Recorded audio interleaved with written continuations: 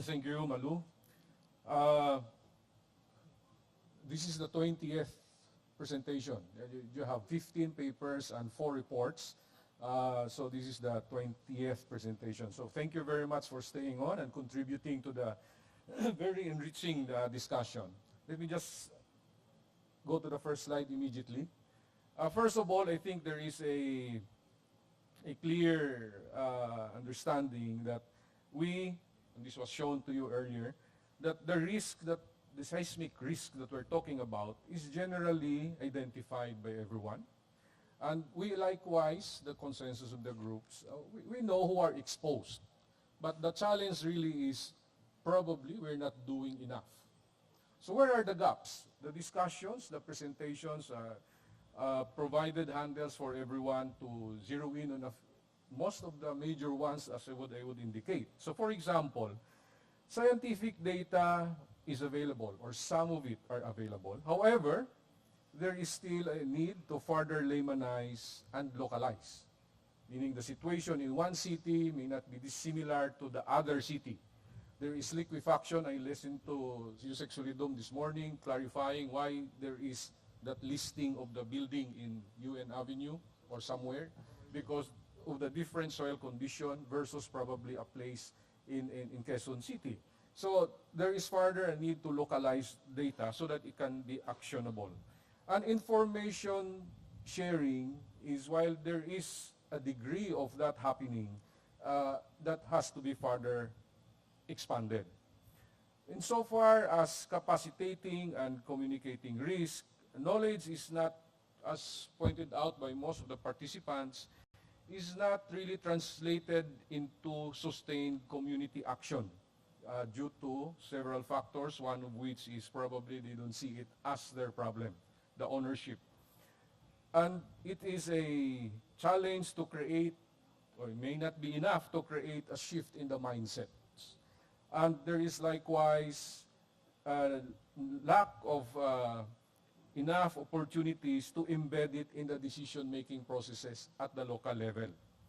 So perhaps there is likewise a need to look at how capacity building has to be undertaken beyond training. So we seem to have an assumption that if we go and train people, immediately capacities are enhanced. The enabling policies are abound, RA 10121, building code. However, looks like everyone is in agreement that enforcement is a big challenge. Again, to contextualize the local, these policies at the local level, and at times there are likewise conflicting policies. I think our local government partners are the ones that would feel this, in the sense that there are different kinds of inputs coming from different sectors as to how things should be done at the local level. Public-private partnerships likewise in science need to be highlighted. So what are some of the key takeaways in this discussion? I think the different reports of the 4 groups zeroed in on further making our research studies on risks, and this is not only the natural risk, but to include social, industrial, and even political, like the 4th group has mentioned, on seismic hazards and technologies. Because this is the foundation, this is the science that will inform everyone to help better understand the local risk in their communities. Likewise, these studies and on risks will inform government programs and policies, be it the building code updating or enforcement, be it on risk transfers, and in fact even on issues like urbanization, whether to decongest certain places or not, and as well as the broad issues of regional development. A common basis for understanding the risk likewise is important in promoting collaboration among public and private sectors. I guess this was very much highlighted in the discussions of the different work groups, especially the role of the academe, and the need to have a co-created and co-implemented continuity plans. So I guess I'd like to highlight, I think during the discussions, there are 3 continuity plans that we should really pay attention to. The one with the services, the government, the private sector continuity plans, and the livelihood continuity plans being pursued by the other partner entities. Those 3 plans really have to be harmonized so that there is a synergy among the actions of the different groups. And the last is that a common research platform will likewise help improve the shift in the mindsets of our communities from just being the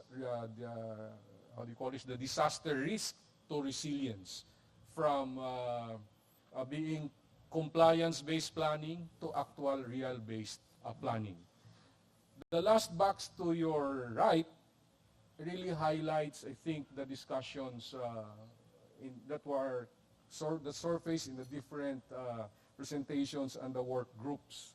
And that is captured by one statement that says, let's stop the talking, let's start the doing together. And that is really about public and private and the academic community, the civil society, to work together to make these key shifts in policies and collaborations and in the shifts in the mindsets. The challenge moving forward is how do you really help improve access to science information from the academic institution.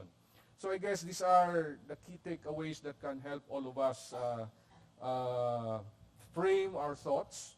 And as we conclude this conference in a few minutes, the homework that I would probably suggest to everyone is that, on your own spheres, the theme says to engineer resilience. Given all the things that we discussed today, what are you prepared to do in your own spheres? Perhaps we can start with that. And what partnerships need to be facilitated to help everyone move forward?